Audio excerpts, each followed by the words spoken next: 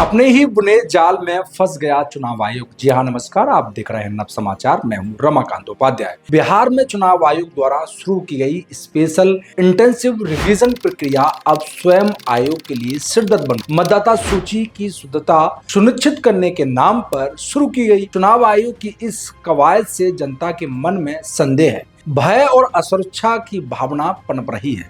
आयोग ने 2003 के बाद वोटर बने करोड़ों नागरिकों से नागरिकता के प्रमाण पत्र की मांग की है, जो न केवल अव्यवहारिक है बल्कि लोकतांत्रिक व्यवस्था में नागरिकों के मौलिक अधिकार पर सीधा अतिक्रमण है। आशंका इस बात की व्यक्त की जा रही है कि ये प्रक्रिया एक अघोषित रूप में एनआरसी की कार्रवाई है, जिसे सरकार चुनाव आयोग के माध्यम से पूरा करा रही है। चुनाव आयोग द्वारा अपने ही बनाए गए पुराने वोटर कार्ड के साथ ही आधार या पैन जैसे दस्तावेज मान्य नहीं किए जा रहे हैं। आयोग द्वारा निर्धारित 11 वैध दस्तावेजों की सूची ने अधिकांश आम नागरिकों की पहुंच से बाहर के दस्तावेज हैं। विशेषकर ग्रामीण क्षेत्रों के लिए जन्म प्रमाण पत्र या स्थायी निवास प्रमाण पत्र आज भी दुर्लभ है। गरीब एवं मजदूर परिवार जहां 2 वक्त की रोटी के लिए लगातार पलायन करता है, वह कैसे अपने दस्तावेज को संभाल कर रखेगा? जिनका खुद का घर मकान का नहीं है,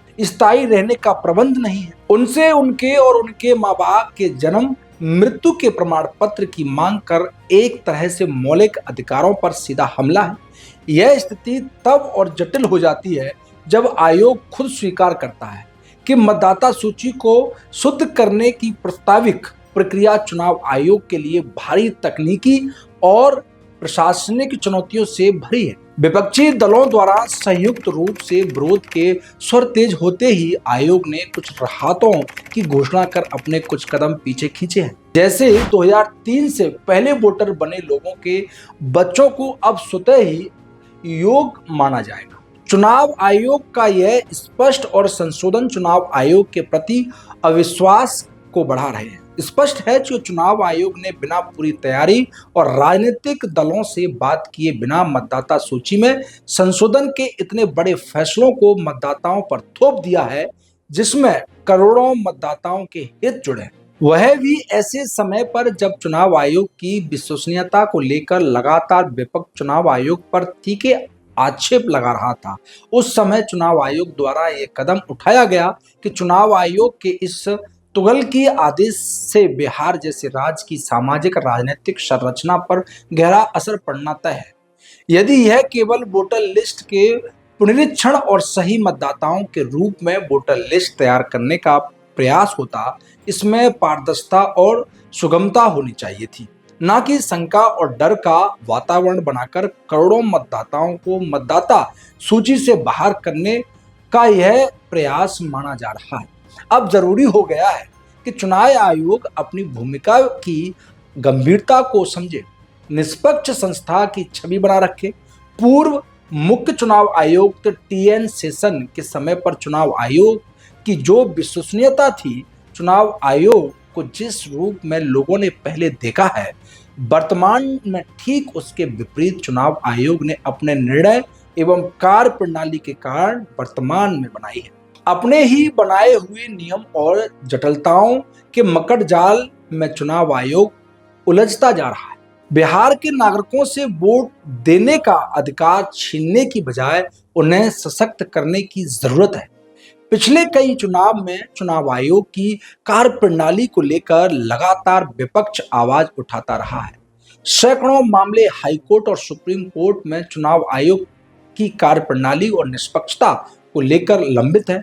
इसके बाद भी बिहार चुनाव के ठीक 3 महीने पहले जिस तरह से चुनाव आयोग ने मतदाता सूची के पुनः निरीक्षण करने के नाम पर कार्रवाई की जा रही है, उससे विपक्ष को ये साबित करने का मौका मिल गया कि चुनाव आयोग निष्पक्ष नहीं है। वह सरकार के इशारे पर सारे निर्णय ले रहा है।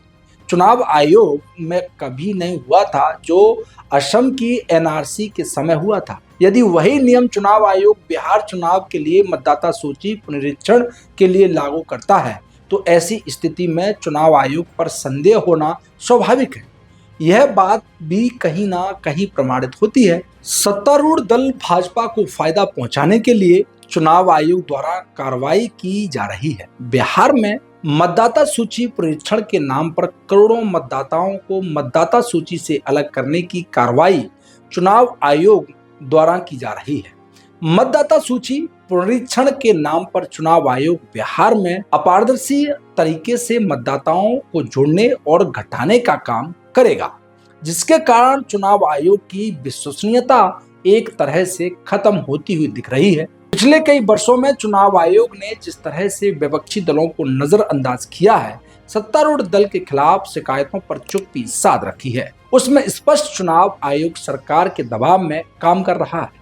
वर्तमान में जो स्थितियां बन गई हैं, उसको देखते हुए यही कहा जा सकता है कि चुनाव आयोग को अपनी विश्वसनीयता और अस्तित्व को बनाए रखना है, तो उसे निष्पक्ष और सभी राजनीतिक दलों को चुनाव लड़ने के लिए एक समान अधिकार मिले। मतदाताओं का मत देने का अधिकार सुरक्षित है। चुनाव आयोग यदि काम कर पाया तभी चुनाव आयोग की विश्वसनीयता बनी रहेगी, अन्यथा जिस तरीके के हालात पड़ोसी देश बांग्लादेश में चुनाव आयोग को लेकर बने हैं, वही स्थिति भारत की भी हो सकती है। न्यायपालिका के ऊपर यह जिम्मेदारी है कि वह नागरिकों के मौलिक अधिकार और सभी नागरिकों के मत अधिकार को सुनिश्चित करने की दिशा में स्वयं संज्ञान ले। चुनाव के पहले चुनाव आयोग को राह दिखाने का काम न्यायपालिका करे। यदि ऐसा नहीं हुआ तो भारतीय संविधान और लोकतंत्र की रक्षा कर पाना किसी के लिए संभव नहीं होगा, जिसका परिणाम अराजकता के रूप में हम सभी को देखना पड़ेगा। इसका समय जनता को भी स्वयं सजग रहने की जरूरत है। राजनीतिक दलों को अपनी जिम्मेदारी को समझना होगा, तभी भारत में निष्पक्ष चुनाव हो सकेंगे, भारत का लोकतंत्र कायम रहेगा। तमाम ऐसी खबरें बिहार से जुड़ी देखते रहे नव समाचार पर। नमस्कार।